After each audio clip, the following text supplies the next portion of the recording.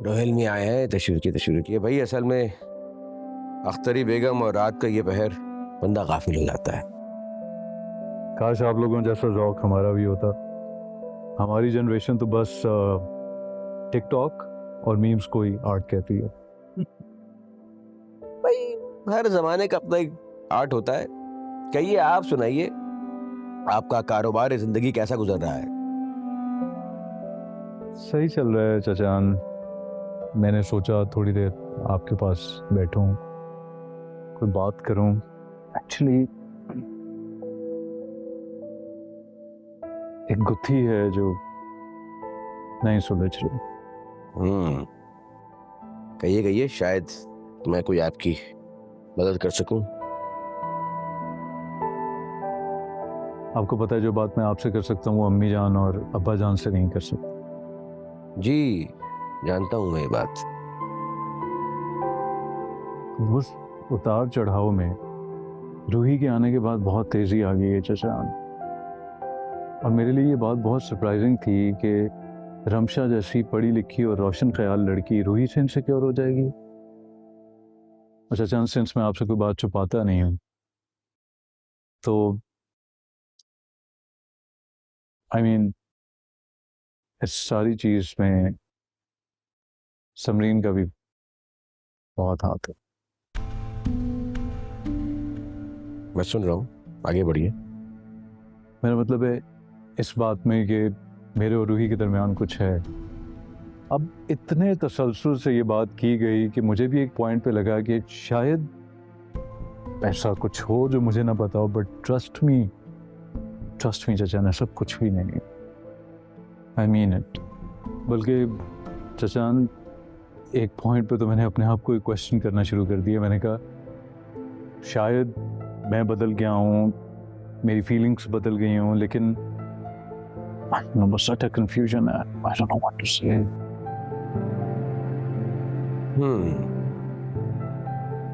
यानी के बाद वफा जफा फितरत और नियत तक पहुंच गई है।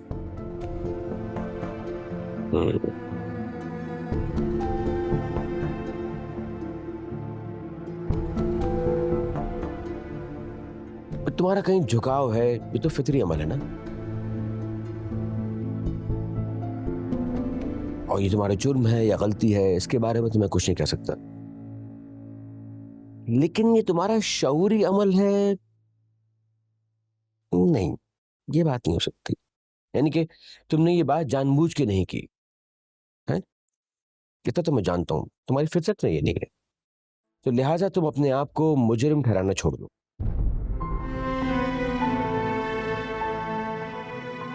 हाँ, ये किसी अमल का रद्द अमल हो सकता है, एक बात कहूं, अपने जिंदा ज़मीर की कदर करो। इस उम्र में ना ज़मीर अमूमन नींद फरमाना पसंद करते हैं।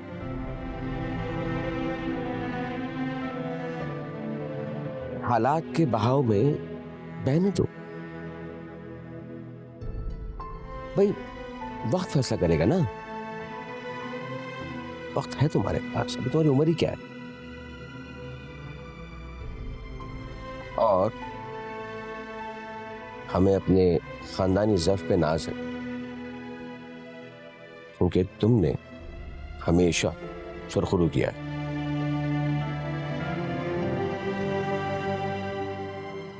Didn't I come to the right place?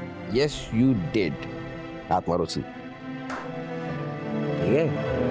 चलो तेरी भाई।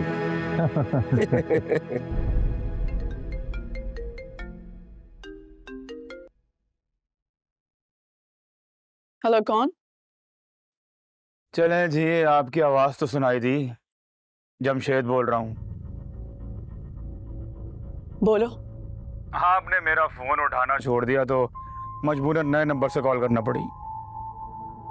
कॉल करने की वजह? वजह यह है कि तुम्हारी वजह से मैं बर्बाद हो गया हूँ। कोर्ट ने भी मेरे खिलाफ फैसला दे दिया और रोहिल ने मुझे अपार्टमेंट से निकलवा दिया। क्या ये सब मेरी वजह से हुआ है? हाँ तो तुम्हारी वजह से हुआ है। तुम भी मुझे कहती थी ना कि शंभू को टाइट करो, मैं ही टाइट होके रह गया और ऑफिस में बेइज्जती मैं तुम्हारी वजह से हुआ। देखो, तुम्हारे साथ जो कुछ हुआ है ना, उसके जिम्मेदार तुम खुद हो। ना किया मुझ पे डालने की कोशिश मत करो। और सुनो, आइंदा मुझे कॉल करने की जरूरत नहीं है। आई बात समझ में? नहीं करूंगा, कोई बात नहीं। लेकिन तुम्हारी ऑडियो तो रोहेल को भेज सकता हूं ना? सारी कॉल रिकॉर्डिंग्स और वॉइस नोट्स भी भेजूं?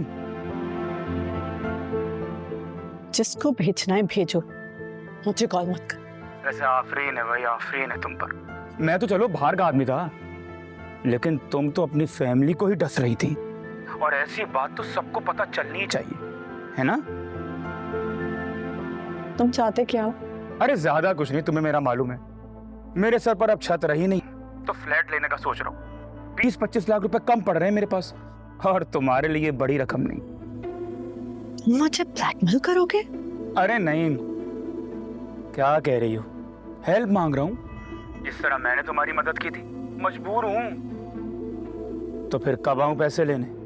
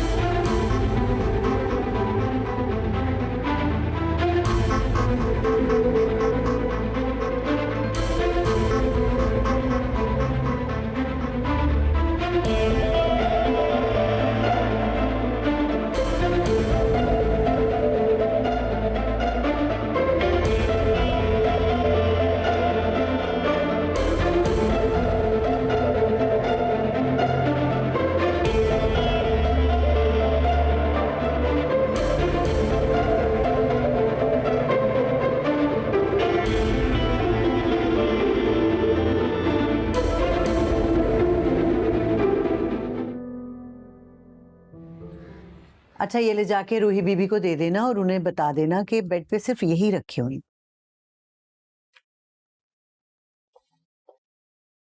भूल गई थी रूही ये बेड पे, फोन करके कह रही थी कि भेज दें।